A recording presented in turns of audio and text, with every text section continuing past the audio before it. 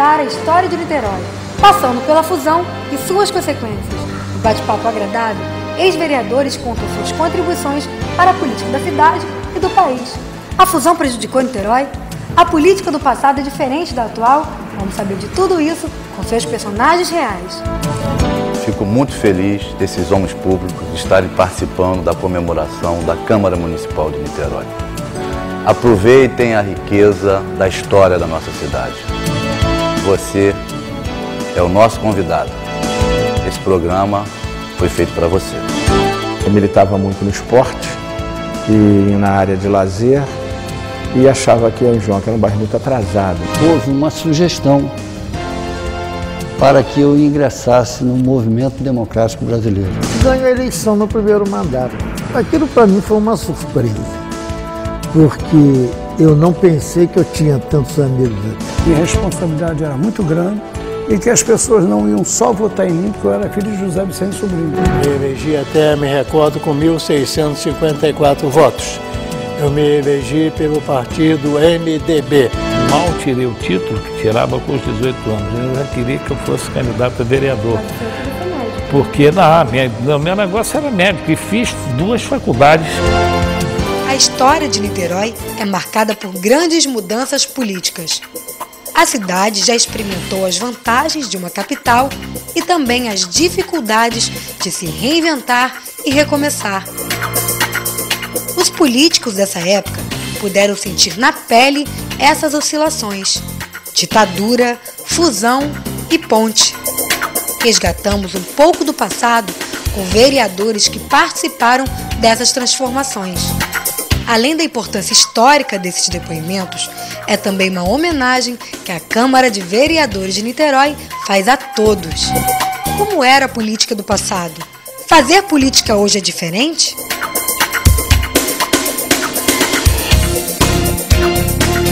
Eu fui vereador sob o manto do ato institucional número 5. Né? Ninguém tinha o direito de se manifestar.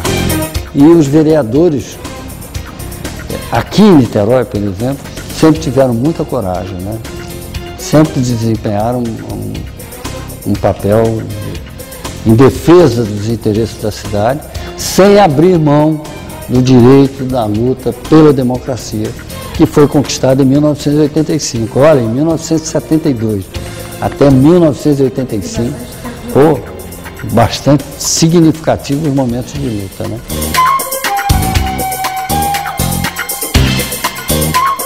Em 1964, né, que aí acabaram com os partidos, aquele golpe militar, aquela revolução, aquela coisa toda, e aí começou a ter atividade política, tinha que ter o MDB e a Arena. E ninguém queria assinar no MDB, né? Mas era uma coisa incrível, né? A pessoa ficava com medo de ser político ligado ao MDB. O MDB era o pessoal do contra-revolucionário, que seria isso, que na verdade muitos queriam era liberdade de expressão, democracia, mas era entendido dessa forma.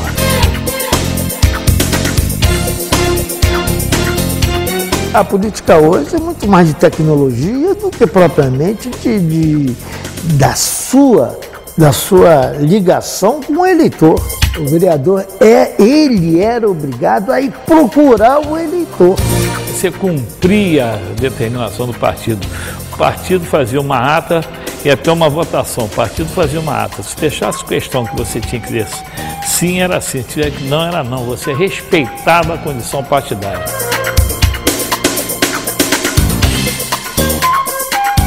Nós não temos mais amor à pátria, amor ao próximo. Agora mesmo a gente vê aí essas fraudes no DENIT, no Ministério do Transporte, as pessoas morrendo nas estradas, furto na educação, na área de educação, sabotagem, e as crianças sem merenda escolar, sem educação, sem nada. Em 1975, desapareceu o estado da Guanabara, que se incorporou ao estado do Rio de Janeiro. Era a conhecida fusão, que provocou o esvaziamento econômico, cultural e político de Niterói. Vereadores da época contam o que passaram durante essa turbulência política e qual a visão diante a esse acontecimento. Foi um absurdo o que fizeram. cidade do Rio de Janeiro era um cérebro que precisava de um corpo. Pegaram um grande corpo, como era do antigo estado do Rio de Janeiro, e puseram naquela cabeça que era Guanabara. E aí não deram nada de pra cá. Niterói não recebeu, Niterói, que era a capital, não recebeu nenhum benefício. O antigo estado do Rio também não. E desde essa época você vê que só depois de se eleger governadores com ligações aqui é que se conseguiu se fazer alguma coisa por o antigo estado do Rio. Foi uma coisa feita no peito até hoje, quer dizer, eu vejo todos os deputados federais, senadores falarem e anistia política e não sei o quê, e preso político tem que ter esse direito, esse direito. Niterói foi aprisionado, encarcerado, destruído, destroçado pelo governo da Revolução e até hoje não deram a Niterói nada daquilo que ele merecia de ganhar. A sorte ainda está um pouquinho do nosso lado, sabe por quê? Que o centro esvaziou. E o centro, em vez de crescer, não, cresceu para lá. Caraí, Santa Rosa, região oceânica, Fonseca, foi para lá que cresceu. Veio uma superpopulação. A verdade é essa.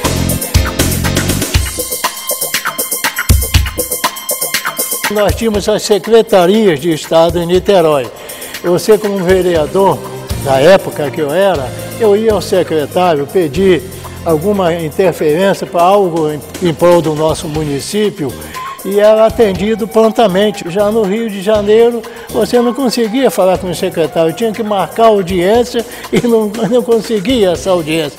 Aquilo atrapalhou um pouco o município de Niterói politicamente. Eu trabalhava com o falecido Heleno Nunes, era assessor dele lá na CBF.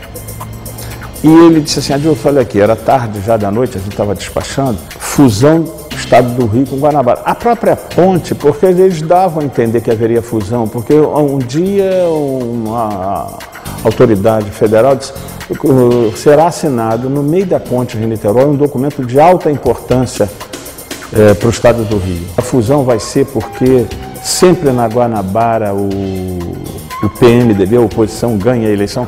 Ele disse, no governo militar não tem isso, tem o país.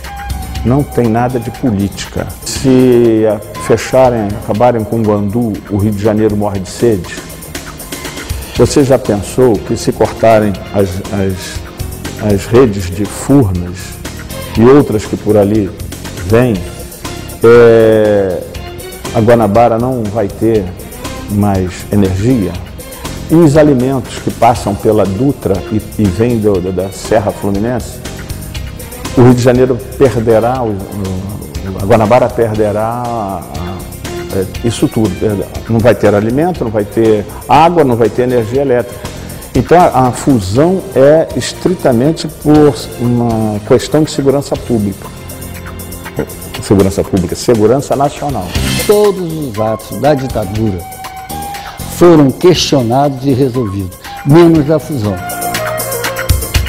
O Golbery do Couto Silva, junto com o Gaio, eles achavam, penso eu, que se houvesse um Estado forte, em condições de se contrapor a São Paulo e Minas Gerais, iria criar condições para que eles pudessem se perpetuar no regime autoritário e ditatorial daquela época. A fusão foi a coisa mais estúpida do mundo. Ninguém questionou esse ato ditatorial. Quer dizer, o carioca ia depender muito de São Paulo e a gente, ou da gente aqui, ia ter melhores condições, inclusive nessa parte da agropecuária, então seria muito importante. Então acho que Niterói perdeu muito e ainda tem muito a dever a Niterói. Perdeu o Palácio do Governo, o Comando do Estado, perdeu a Assembleia, enfim, foi perdendo tudo que as secretarias, perdeu tudo. Ficou um vácuo enorme, uma tristeza profunda e que arruinou Niterói. A fusão arruinou Niterói. Niterói até hoje não levantou a cabeça. Símbolo da fusão, a ponte Presidente Costa e Silva foi inaugurada em 1975, no sentido Niterói-Rio. e teve a presença do então presidente Emílio Garrastazu Médici. Sua extensão é de 13 quilômetros. Atualmente é considerada a maior ponte em concreto do Hemisfério Sul e é a 6ª maior ponte do mundo. A previsão era de 50 mil veículos diariamente, mas hoje aproximadamente 150 mil passam todos os dias por ela, que é motivo de divergências. A pessoa foi contra a ponte? Não. Nada foi feito em Niterói para receber a ponte.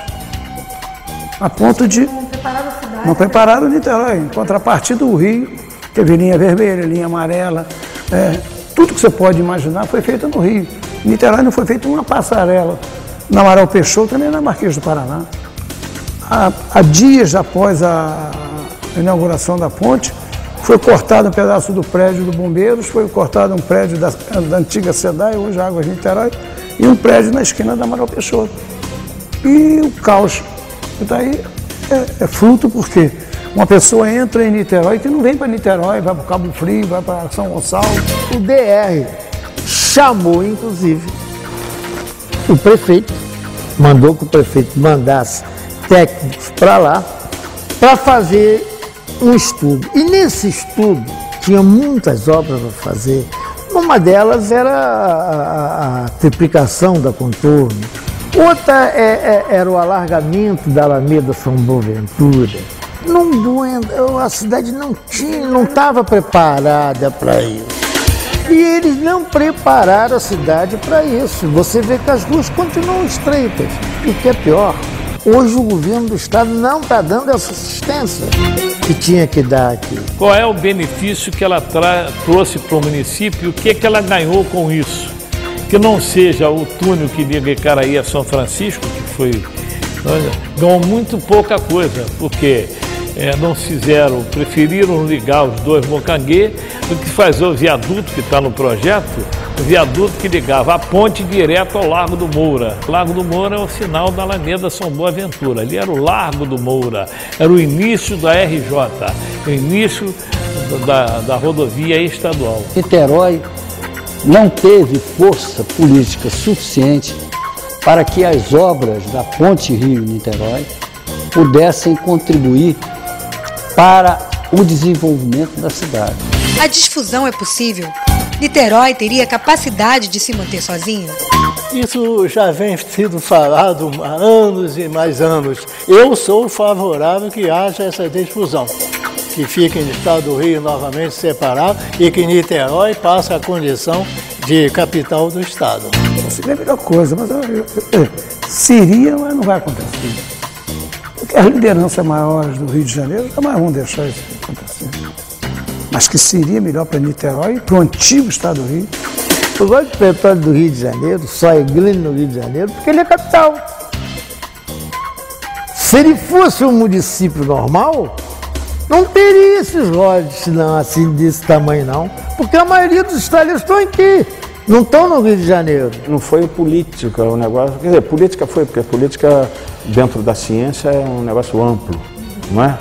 E não foi um negócio assim de politicagem ou qualquer coisa, foi um de segurança e também que se queria criar um estado forte que fizesse um contraponto a São Paulo. Eu acho que a difusão também agora nós vamos ter que...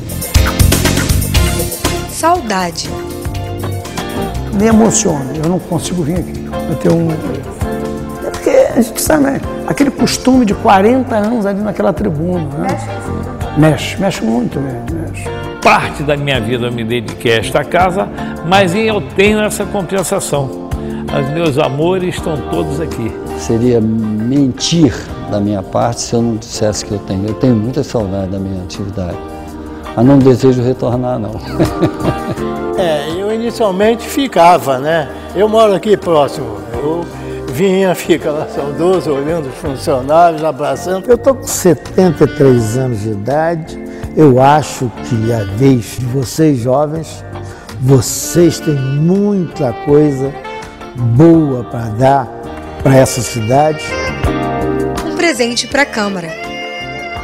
O maior presente que eu poderia dar é o seguinte: era o que dependesse de mim, estaria lutando sempre para a Câmara tivesse essa beleza arquitetônica que tem, quer dizer, que ela pudesse se manter sempre como, na verdade, é uma casa do povo. A única coisa que eu lamento é que o povo não vem muito conhecer o que é dela, mas quando vem fica maravilhado. Daria um assessoramento para que a Câmara voltasse a discutir plenamente os assuntos relativos a Niterói, em que dizem respeito ao sofrimento público, como o trânsito. Rogaria ao grande arquiteto do universo que abençoasse essa casa pelos 192 anos, que abençoasse os 18 vereadores para que eles possam e continuem legislando em prol do nosso município, bem como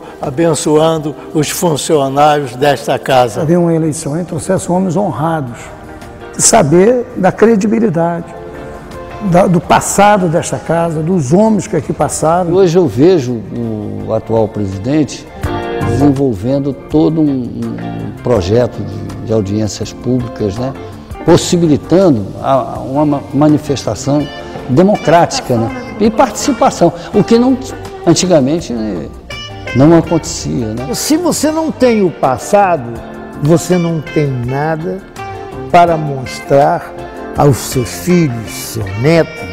Você precisa sempre, quando você faz este presente, você traz alguma coisa do passado. E eu me orgulho muito e me sinto também muito honrado em estar aqui no convívio de todos, aqueles que já passaram por aqui através dos retratos e companheiros que já se foram e muitos que ainda estão por aí, e que eu me sinto muito honrado estar no convívio deles. Então, o melhor presente que eu poderia dar era um vereador da estirpe de Paulo Bandeira. Todos eles, sem exceção, defendem de forma assim muito forte os interesses da cidade de Niterói. Parabéns. Parabéns. Parabéns. Parabéns.